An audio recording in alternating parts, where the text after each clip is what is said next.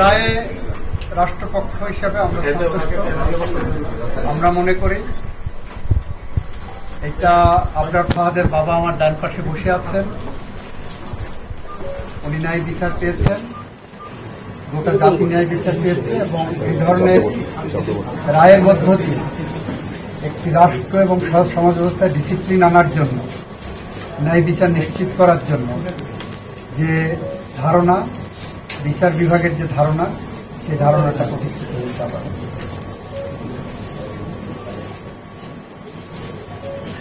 এই যে রায়টি হলো, এই রায়ের মধ্য দিয়ে আমাদের সমাজ ব্যবস্থার মধ্যে আসলে কি বার্তা আসলো? যে ঘটনাটি ঘটেছিল খুবই হিনিয়াস একটি ঘটনা ঘটেছিল 1925 সালে, সমাজ কি বার্তা পেল এই রায়ের মধ্যে? এই রায়ের মধ্যে যে সমাজ বার্তা গেল যে আপনি যত শক্তিশালী হন না কেন, আপনার পিছনে যত শক্তি থাকুক না কেন, সত্য একদিন প্রতিষ্ঠিত এবং ন্যায় বিচার প্রতিষ্ঠিত হয়। স্যার, এই রায়ের মধ্য দিয়ে ছাত্র রাজনীতির বিষয়ে কি কোনো বার্তা আছে কিনা? আলাদা বার্তা? বার্তা তো সবার জন্যই আছে যে আপনি যা করেন আইনের গণ্ডির মধ্যে থেকে করেন, আপনি যা করেন পাশবিকতা দেখানোর কোনো জায়গা না, আপনার মনুষ্যত্ব জাগরণ করতে হবে। উচ্চ আদালত কোন পর্যবেক্ষণ দিয়েছে কিনা, আর উচ্চ আদালতের রায়টি যদি একটু ভালো করে বলতে পারেন। উচ্চ আদালতের পর্যবেক্ষণ যেটা, সেটা ডিটেলস রায়ে আসবে।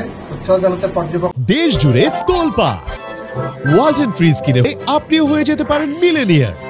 এখন এটাই নিম্ন আদালত তার রায়ে যে ফাইন্ডিংস দিয়েছেন, যে ভিত্তি স্থাপন করেছেন, সেখানে ওনারা কোনো ইন্টারফেয়ারেন্সের মতো সুযোগ পান।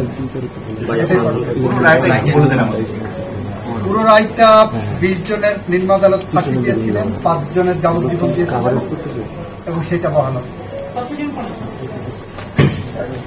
4 জন তাদের সবাই কি ফাঁসির দণ্ডপ্রাপ্ত? যে 4 জন জি জি।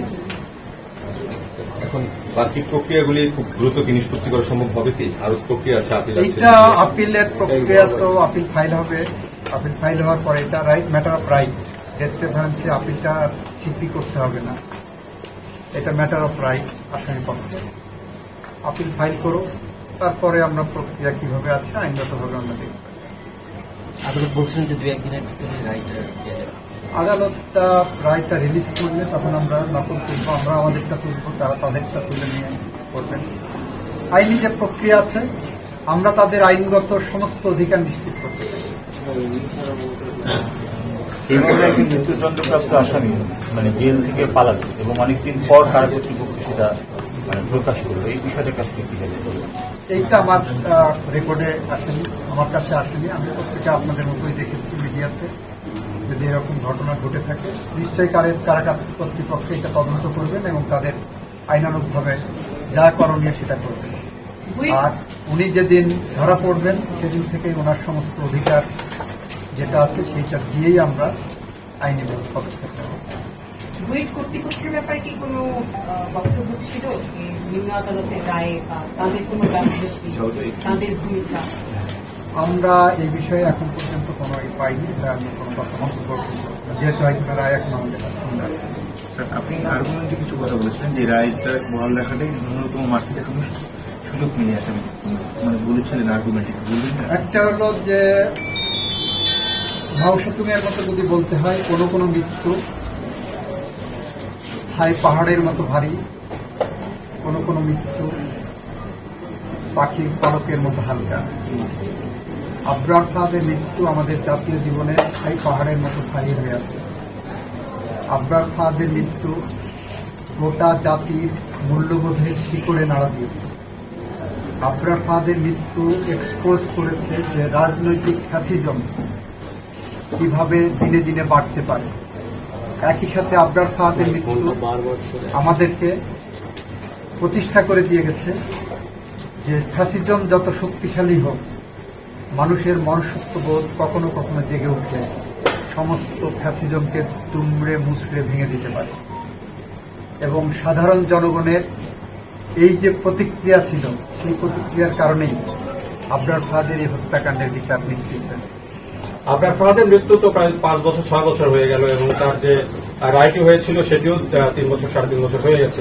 এই সময়ের মধ্যে কি আমরা এই যে কথাগুলো আপনি বললেন আমরা কি আমাদের শিক্ষা প্রতিষ্ঠানগুলোতে সেই পরিবেশ এসেছে যে যাতে করে আমরা বলতে পারি যে সেই পরিস্থিতির অবসান হয়েছে? আপনারাই বলবেন। আমি তো মনে করি আবরার ফাহাদের মৃত্যুর যে প্রতিক্রিয়া সেই ঘটনার পরে শিক্ষা প্রতিষ্ঠানে এই বিভৎস চিত্র আর আমরা খুব বেশি দেখি না। কথা প্রেক্ষিতে কোনো বলার কিছু আছে? আপনি বলছেন আসলে উচ্চ আদালতে যে রায় দিচ্ছে এটা আমরা আপাতত আমরা চাই যাতে অতি দ্রুত বিভিন্ন ধাপে আপিল বিভাগ সহ যেভাবে যে প্রসেস আছে এগুলি যাতে অতিরিক্ত কার্যকর করা হয়। আর যে বার্তাটা শিক্ষা প্রতিষ্ঠানকে দেওয়া হয়েছে আসলে তো এগুলি সবারই ছাত্ররা এটা মেনে চলা উচিত, কারণ বাবা মা খুব কষ্ট করে কিন্তু ছেলেমেয়েকে শিক্ষা প্রতিষ্ঠান পাঠায়। কিন্তু এখানে তো বাবা মার কোনো দোষ নাই, কিন্তু তাকে তো লেখাপড়া করার জন্য পাঠাইতে হয়।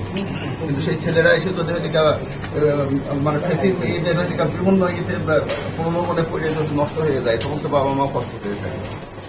এই জন্য আমার ছাত্রদের কাছে আবেদন থাকবে তারা যেন এই সমস্ত খারাপ রাজনীতিতে জড়িত না হয়। Thank you.